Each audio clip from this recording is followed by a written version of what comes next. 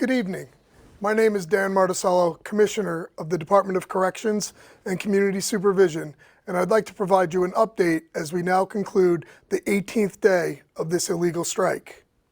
As you're aware, after the illegal strike began, we entered into mediation with an independent mediator to try to resolve the issues brought forward by the employees of the department.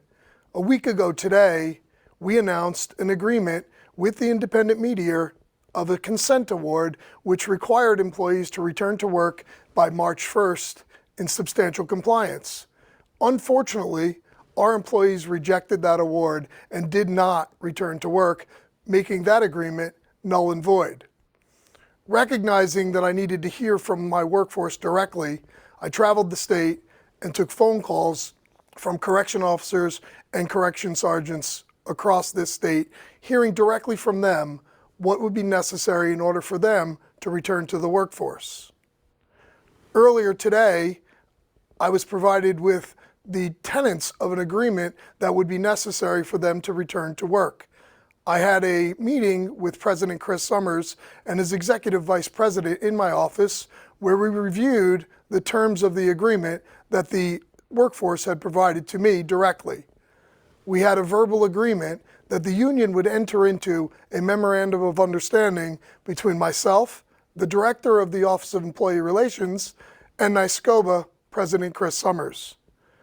Unfortunately, this evening, President Summers and his executive board have refused to sign the memorandum of understanding, once again failing his members. I heard my workforce loud and clear, and I will not fail to deliver on what I promised. So tonight, I will deliver the tenets and the content of that agreement to my workforce. It is predicated on them returning to duty tomorrow.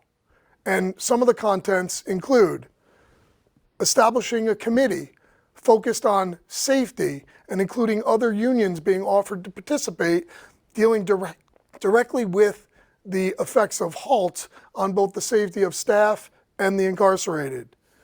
I will continue to exercise my discretion under the law to halt the programming aspects of the HALT law for the next 90 days.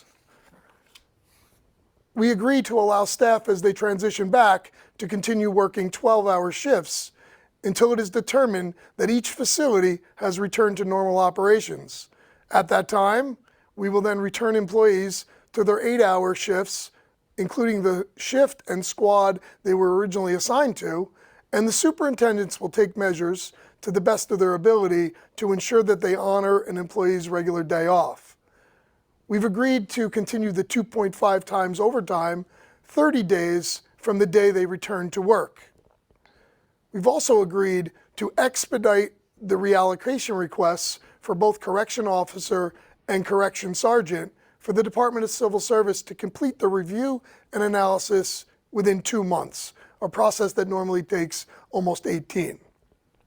We've agreed not to issue any form of notices of discipline as covered under the collective bargaining agreement to any employee who returns to work tomorrow. In addition, I am again confirming that I have rescinded my 70-30 memo that I previously issued on February 10th.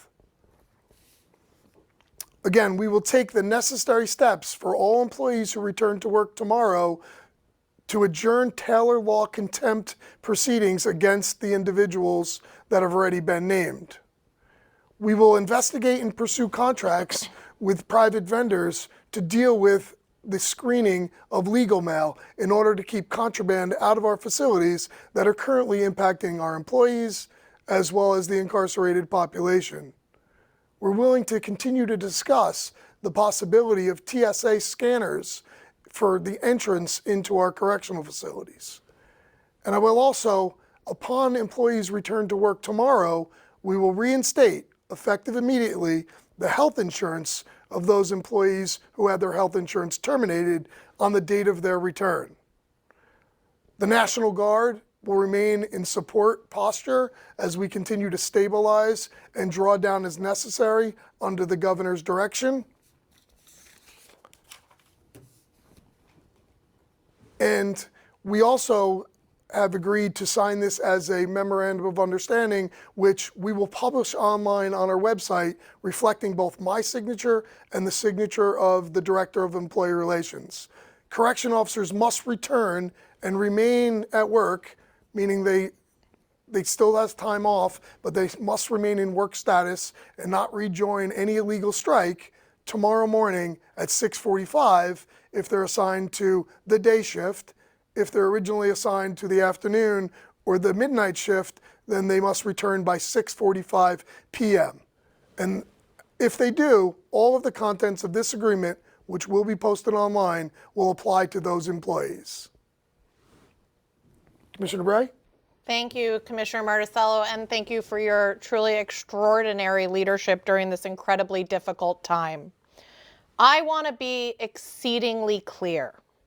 This deal is for those who return tomorrow and only for those who have previously returned, who remained on the job, or for those who have returned tomorrow. Any corrections officer or any sergeant who does not return to work tomorrow, the terms will not apply. And this deal will not be offered again. Specifically, we will not negotiate concerning the dismissal of contempt charges again. It is being offered for those who return tomorrow. We will not again offer employees who have been terminated or resigned the ability to return and the ability to return without discipline. The state will, we are prepared to, and we will exercise all of our rights and all remedies, criminal and civil, to end this illegal strike.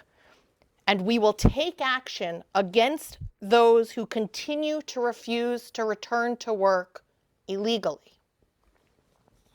That action will include continuing to pursue civil contempt charges, adding additional corrections officers and sergeants who continue to participate in this legal strike to the Attorney General's list under the temporary restraining order. In fact, we sent 1,000 additional names to the Attorney General's office today alone. We will continue to pursue terminations for those who do not return to work tomorrow. We want you back. We need you back. You need to come back to work tomorrow. I want the correction officers and correction sergeants across the state that continue to participate in the illegal strike to know that I heard you. I received your demands. I received the terms of what you'll come back to work for. And as Commissioner Berry said, we need you. We want you. We recognize the important work that you do in the continuum of public safety and keeping our community safe. The governor recognizes that we need to continue to recruit people to this position and how critical it is. As a result, she has directed me to launch a very aggressive recruitment campaign to attract the next generation of correctional professionals to join you in this important work. Thank you, and I look forward to seeing you on the job tomorrow.